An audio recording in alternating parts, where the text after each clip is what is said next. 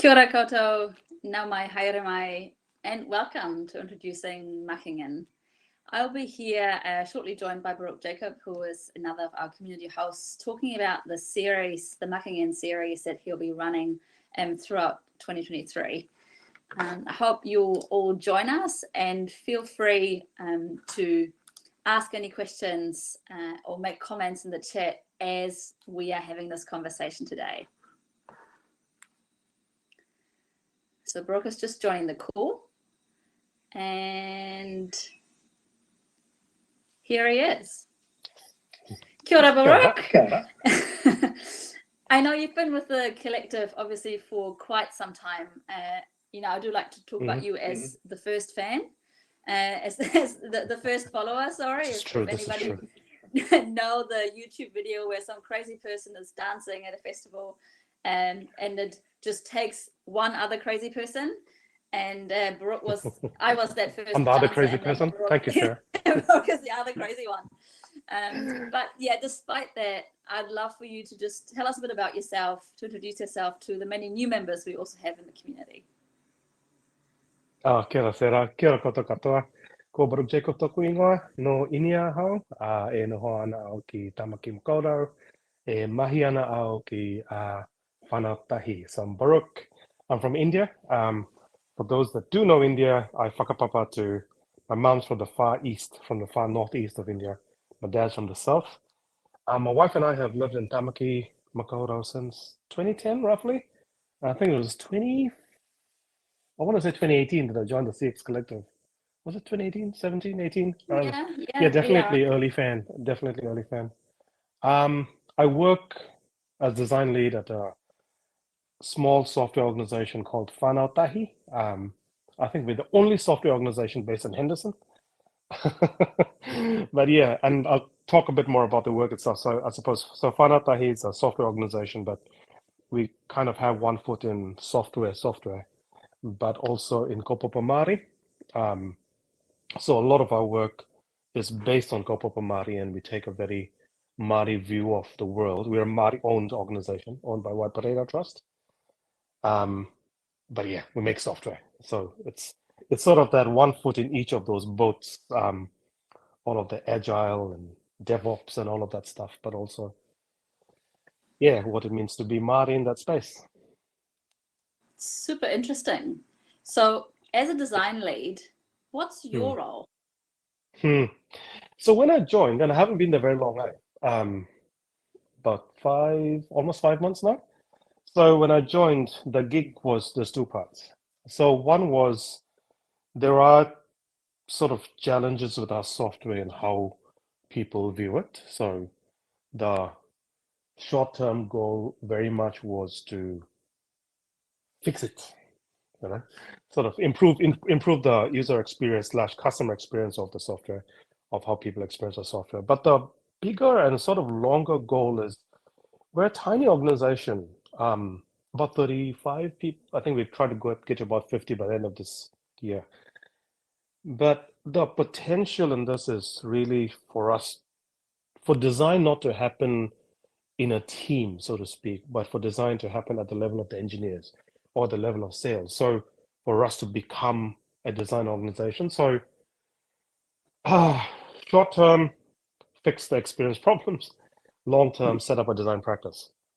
And design practice, not so much in the sense of setting up a design team, though that might be part of it, but what does it mean to practice design in this space? Yeah. So that's the job.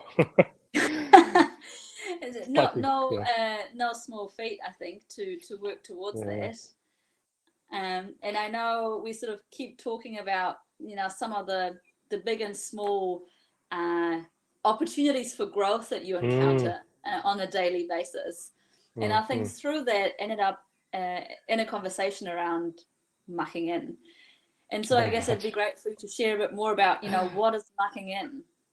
Yeah, absolutely. So the idea of mucking in is that it's quite a real-time, unfiltered insight, I suppose, a series of insights into what it means to set up a design practice. And I don't know what I'm doing, quite bluntly. And we have vision. We know what we'd like to get done. We know how to get parts of that done. but none of us involved in this have ever done this before. So, I mean, how do you set up a design practice in between Kopopomari and agile software DevOps practice? What does it mean for engineers to be designers? What does it mean to convert some of these ideas? It's like none of this stuff is stuff I've actually ever done. I've done bits and parts and bits and pieces of it. So Mucking In is very much a window. I suppose I'm offering folks a window into my world. And I'm slightly scared because, that means a certain amount of vulnerability for myself. But just a unfiltered look at what it means to set up a design practice inside an organization. So I'm personally am really excited about this, right? Because if I think about the amount of times I've gone into an organization and gone, so Sarah, what do we do? And I'm like, well, I guess we just got to figure it out as we go, right? Yeah. And I love that you're offering people an opportunity to come on a journey with you. So if we think about sort of Mucking In being that series of conversations that I guess you're offering as you are building a practice inside an organization, what can people expect to see when they join you for these sessions? Nice. So what I think it's going to be, and so this is something I'm quite open to feedback and how people want to see things. So what I'm hoping is basically to be talking into my phone camera quite a lot. So little video snippets, I suppose, of going live on this platform, talking about challenges that I'm facing or insight I might have had or something I'm dealing with at the moment. So people can expect to see a lot of high authenticity, but probably quite low resolution. This is not going to be highly produced stuff, folks. It's one step down from a podcast, I suppose. It's even less polished than a podcast. So if that's your gig, but that's what you will hope to see. You will see a lot of authenticity. I do promise to see things as they are. You will see a lot of opportunity, I think, to reflect on your own practice. But what I'd also love to see is for people to be reflecting on my practice. So you'll also see opportunities to help build this as I try and build it inside Whānau. What are, I guess, some of the questions that you might already be bringing to the, to your role or to this conversation of Mucking In? Yeah, oh gosh, I don't know where to start. So after we had this idea, Sarah, about doing this, I've sort of gone around work almost with this at the back of my mind. And every once in a while, I'm like, oh, I wish I could get the perspective on this, right? And I think an example is something that happened just last week, and I realized quite intensely that in our organization, at least, we'd only really looked at the user journey, right? And not looked at the customer journey. And what I mean by that is these are the people who use our software. So we sell software, other organizations buy our software, and their employees use the software in the interactions with sort of whānau, with families across the North Island. That's basically the long and short of it. But the people that buy our software aren't the people that use it. And the people that buy our software tend to have a different vision for what they want out of it and what they want out of the interaction with Whānau Tahi as a company to what the users do. So we've historically looked at the user experience quite a lot, but we haven't paid a whole lot of attention to the customer experience. And that's all I have at the moment. And I was talking about it with a mate, and so she gave me quite a little bit of insight, and I think even with yourself, Sarah, a bit earlier when I was telling you this story, and that other diagram that you offered and said, oh, hey, have you considered looking at it this way? And that's exactly the kind of question that I'm kind of facing constantly, right? How do I do stuff in this context that's slightly different to every other context that I've been in? What does it mean to design in an indigenous way? I mean, so while the principles of design may not always be super different, I mean, humans are humans, more or less. there are some things that you bring into Sete Almari that can be quite triggering for people, so you don't necessarily want to talk about it that way, right? Like even something like the word research is something that can be quite triggering for people. And this is because Māori particularly have been over-researched historically. So every time someone says research to them, there's this sort of, so I can't go and say, hey, I'm the user researcher or the customer researcher. It's like, and also it's all of those questions that's, yeah, how do I do this thing, man? Sorry, that was a bit of a ramble, but yeah. I guess that there was a longer answer to what I think stood out for me from what you were saying is that a lot of the questions that you are facing in your role are questions that don't have an answer. They are Yes. questions that invite you Hmm. to learn your way towards Mm-hmm.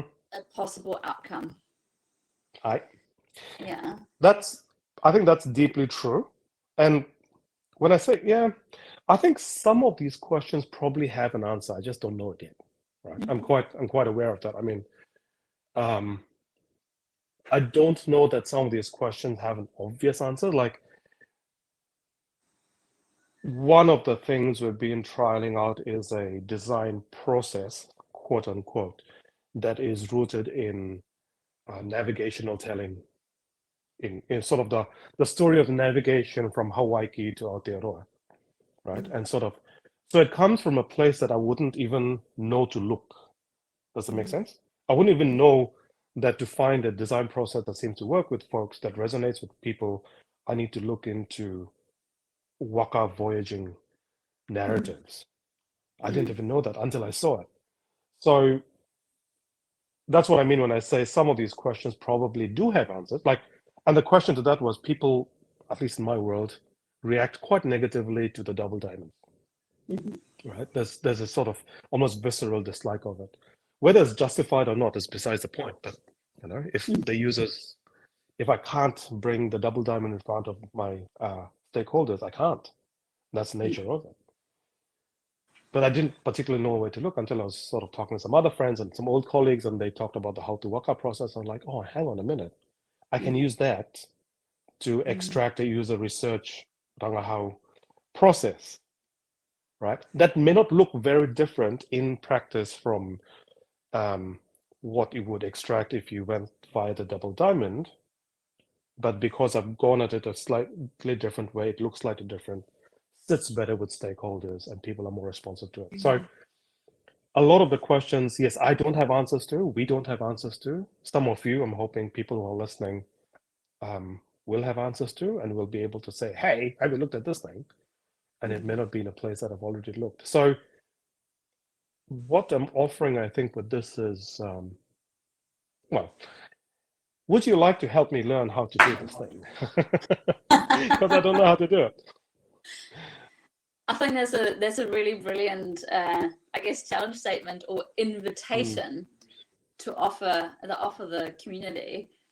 And I guess the thing that really struck me when we started moving towards this idea of mucking in was to go building a design function inside a private entity in broad daylight is something quite brave and something quite unique. Because when I look around myself in the design ecosystem, a lot of it is happening sort of behind closed doors or maybe like in corridor conversations. And so I'm wondering, what is the opportunity or the benefit for you in stepping into this brave space? Oh, yeah. Yeah, I think one is, so just step back a little bit, right? So it's more design practice than design function. I think that's what's created the space for this. And in the sense, and what I mean by that is it's less of create a team or a way, how to put this? It's more about how we design as an organization than the specifics of. And I think that itself is what's created the room to sort of have this conversation.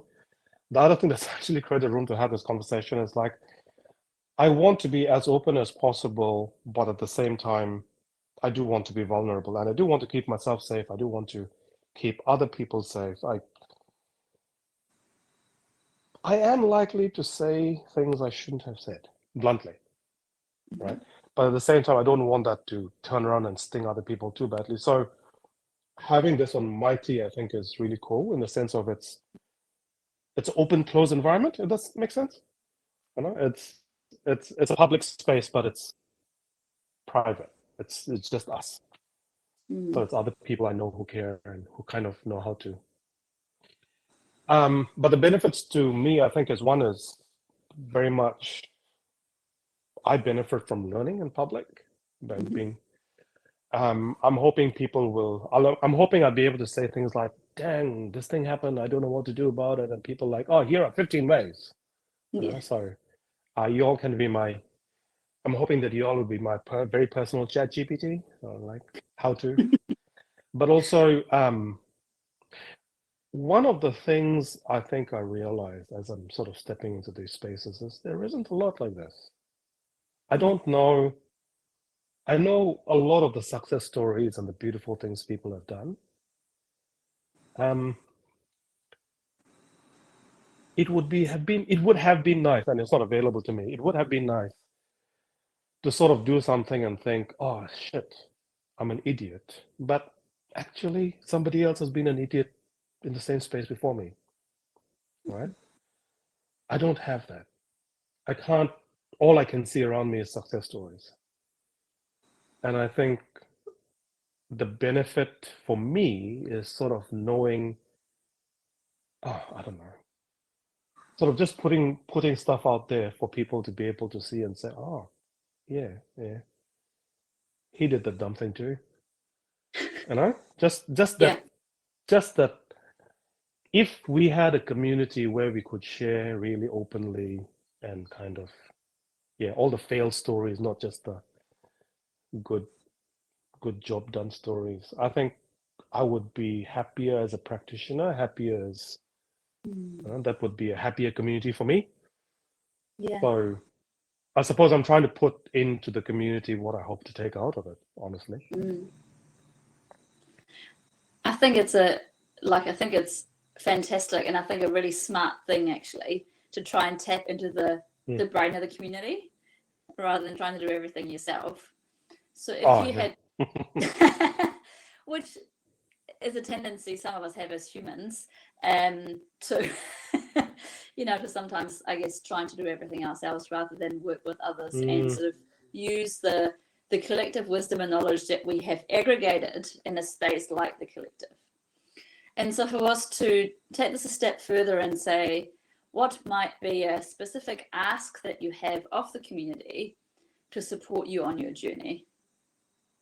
Oh, thank you, Sarah. I think very specific ask is to engage, I suppose. I mean, and that's, so I'm just going to shift. It's a bit of a difficult ask, but at the same time, I would love for people to challenge me on things I'm saying and to challenge me on ways of seeing. At the same, I've already said this about when I'm asking questions, I'd love for people to be able to say, hey, this is how I've done it. This is a perspective. That'll be really, really useful. And again, I know there's not a whole lot of Northeast Indian design leads working in a Māori-owned software company that works in Kaupapa for Māori. It's a very specific set of circumstances, but at the same time, in some ways, what people have done relates. You know, there's many experiences that across the motu, across this whole community, people would have had experiences that relate to what I'm talking about. So I'd love for people to sort of say, hey, here's a thing. And I totally get people can't always do that publicly. I mean, I have the okay, I think, mostly. And so if people just reach out to me, I'm really, really very easily findable. So I'd love for people just to reach out and say, hey, you talked about this thing. Here's something you might want to think about. Stuff like that. Or even just ask me questions and challenge me. Call me on my bullshit, man. I mean, I'm I'm not at all remotely immune to bullshit. I'm a designer and a storyteller, right? And the quantity of bullshit is high. So if were to then invert the question that I posed to you and say, what might others be able to expect to take away from Mm, this? yeah. I think insight, Mhm. mostly. Hopefully, hopefully insight into their own practice. So something that I do know as having sort of been a design coach and sort of design, helping teams to think about how they design is when we listen to other people reflect. And I think you've mentioned this as well, Sarah. When we listen to other people reflect, it helps us reflect on the work that we ourselves are doing sometimes. Mhm. Um, and I think that's something I'm hoping to offer people. The other thing is when you help other people to do things, sometimes you understand what you're doing better. So Mhm. if you help me set up a design practice, you will know how to set up a design practice better. Yeah. Was that adequately advertising? But but seriously, I think there's something there about being part of a conversation. The invitation to people in this is really just be part of this conversation. Mhm. Hopefully, you will get something from it too. I think you will. In my practice of design, I think you will. I definitely will, Mhm. and already am actually. Even just this conversation has been so good at helping me understand a little bit better what needs to be done, how to do it. Mhm. You know, some of those little things. Mhm. Yeah. A last point on sort of, I guess, Mm, logistics. Do people sign up to your sessions, or do they? How do they find out about mm. them? How are you planning on doing this?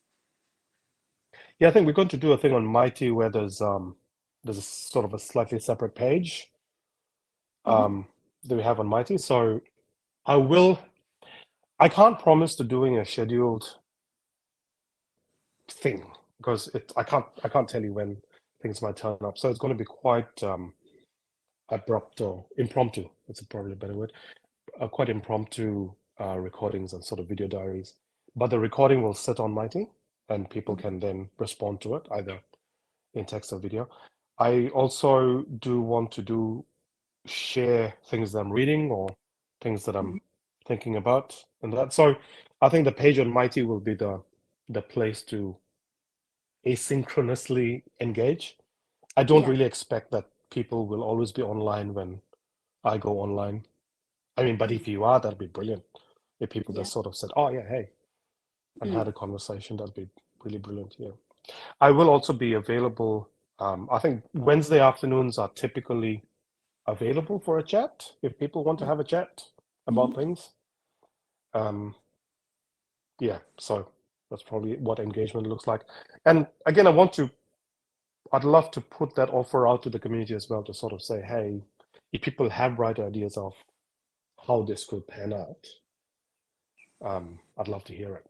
You know, different ways to engage. Yeah. Yeah. Amazing. Thank you so much, Baruch. I know we've got a few Oh, people in the cheers. audience, so I just want to offer the opportunity for you to ask any questions or make any comments in chat if you want. Um, I personally really enjoy this conversation, and I think we look forward to the opportunity to almost watch from a distance but be involved at the same time. It's a really nice opportunity to remain somewhat uninvolved, but at the same time be in a Mm, space of reflection, sort of like a triggered reflection loop. So it's a really cool opportunity that I will certainly harness. mm. So yeah, Triggered reflection loop. That's a really interesting phrase. Yeah. Triggering reflection loops. That's a nice way to put it, eh? yeah, Yeah. nice. Yeah, looking forward to this. It's going to be an interesting year, and sort of we are grappling with a few different things. I mean, software, what does software look like? And I'm starting to even think about what does it mean to. I was having a conversation with a mentor earlier this morning, one of my mentors, and he was talking about how the Braille language, Braille, Hmm. has just six. It's just 6 dots. what changes is the spacing and how you insert space.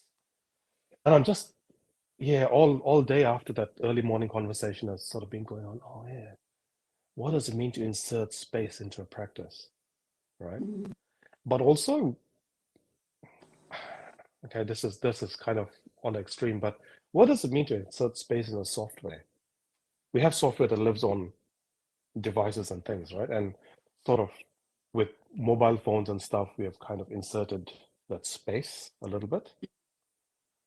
What would it mean to do even more of that? Sorry, I'm really rambling now.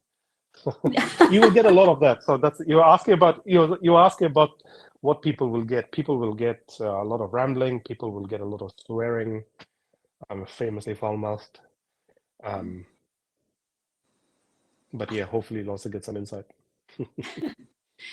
Hey, perfect, Brooke. Thank you for your time this afternoon. Thank you to all of you who joined us, and we look forward to the first session of Mucking In. Thanks very much, Kia ora. Sarah. Kia ora koutou.